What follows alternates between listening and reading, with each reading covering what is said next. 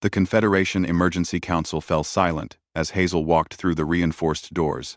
She moved with careful deliberation, her boots clicking against the polished metal floor in a steady rhythm that echoed through the chamber.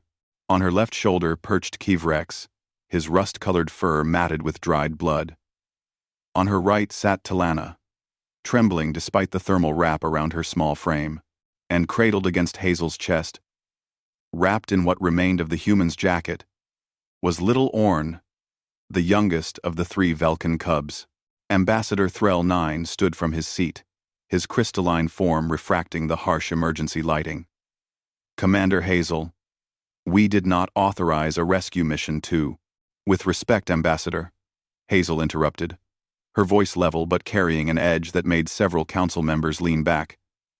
"I didn't ask for authorization."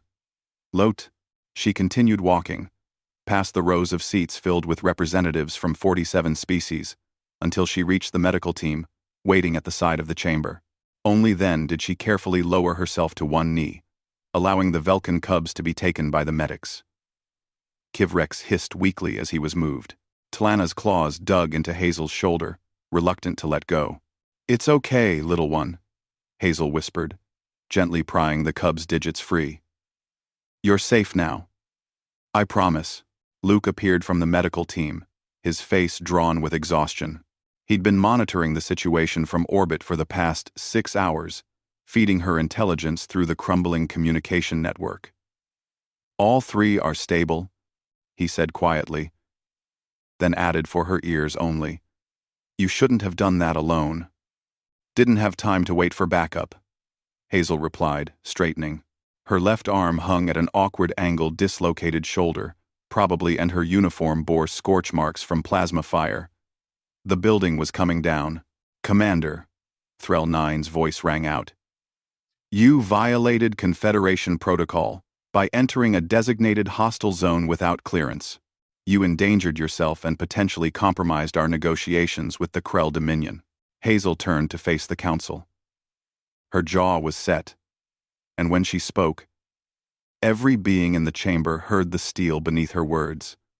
"The Krell fired on a civilian shelter. Those cubs' parents were killed trying to shield them from the bombardment.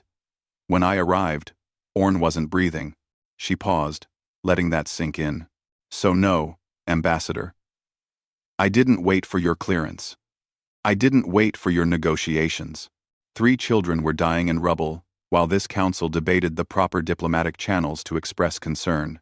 Council member Veshtar, a Molteran whose species was known for their logical approach to warfare, tilted her elongated head. The risk assessment alone should have prevented any individual from attempting such an extraction. The structural integrity was compromised. Krell artillery was still active in that sector. You had a 97% probability of death. Quote, "Yeah," Hazel said simply. "I did the math too. Then why?" Veshtar's question carried genuine curiosity rather than judgment. "Your species' self-preservation instincts are well documented. What calculation justified this action?" S. S. S. S. S. Hazel looked at the Molteran for a long moment. Then she looked at each council member, in turn species who had known star travel, before humans learned to make fire. Civilizations that had mastered mathematics humans couldn't pronounce, beings who had built the very station they stood on. "There is no calculation," she said. "That's what you don't understand. That's what you've never understood about humans." Luke stepped forward, and Hazel knew he understood where she was going.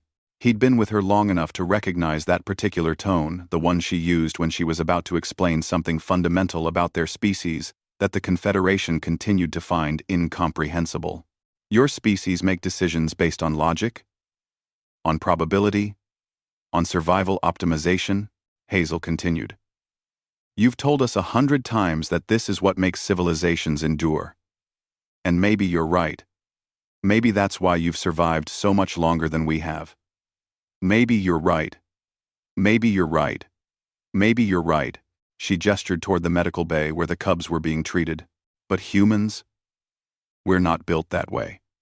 When we see a child in danger, any child, Any species, something ancient. Fires in our brains. Something that bypasses logic completely. We evolved as pack animals. As tribe members.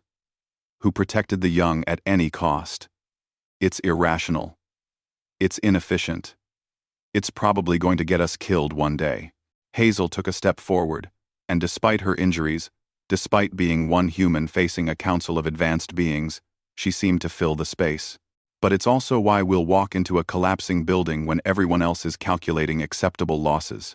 It's why we'll carry 3 terrified cubs through artillery fire, because they're small and scared, and they deserve someone to fight for them. You can call it illogical. You can call it a survival flaw. Her voice dropped, but somehow carried even more weight. We call it being human. The chamber remained silent. Ambassador Threll 9's crystalline structure flickered with what might have been discomfort. Veshtar's data processing tendrils went still. It was Council Elder Morn, the ancient Velkan representative, who finally spoke. Her voice cracked with age and grief. Those cubs, they are of my clan. She descended from her elevated seat with dignity, despite her obvious emotion. Commander Hazel, you have given my bloodline a future, when none existed. This debt cannot be calculated or repaid. No debt, Hazel said softly. That's all the reason I needed.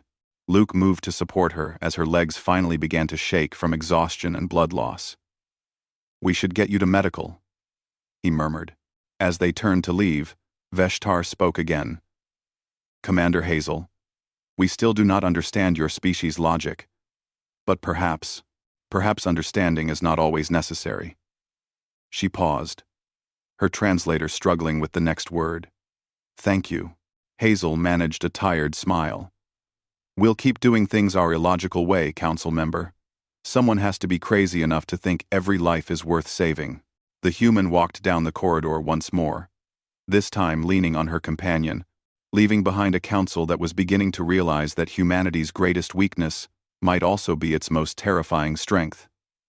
The absolute refusal to accept that any calculation justified abandoning the helpless.